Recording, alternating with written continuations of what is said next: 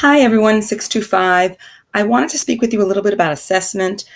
We have a whole chapter 11 in your Breda Camp book devoted to this important topic.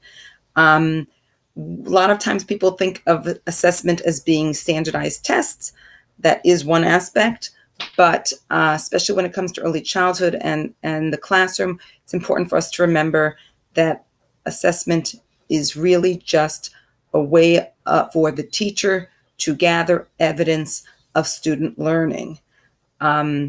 This can just be through observation.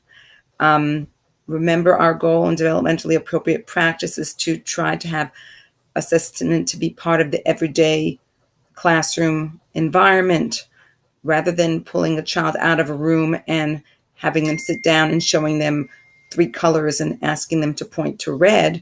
You can just as easily assess whether a child knows colors by sitting down when they're playing with some blocks and just say, "Can you pass me the red block?" And if they do, you can check it off your list. The assessment is very clearly tied to the objectives. That's why when you write a lesson plan, your objective should always be something active and measurable.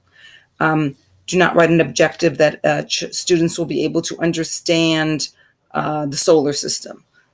Understand isn't something measurable. We cannot gather evidence to assess whether that objective has been reached.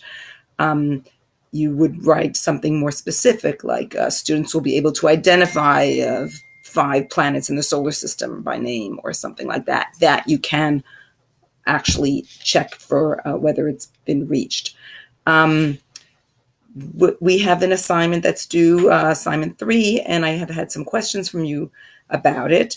The lesson plan that you use can be the tour template that you have online in Blackboard, but if you want to use something else of your choosing, that's fine. Lesson plan is another whole issue that will be taken up in courses, but for right now, any one that you like is fine. As far as the video, remember, you are not videoing any actual students. You are teaching as if you have some invisible students there with you. And you can spend a few minutes actually teaching the lesson, and then spend some time talking to us as classmates and as peers about how you would do things. We don't need to sit through a whole 20 minutes of you teaching 4-year-olds. And as far as the assignment section of the assessment tool, that is the form of documentation that you will upload, which is that what you use to check for learning. It could be a checklist, it could be an anecdotal record, it could be any of those sorts of things that are listed in your chapter.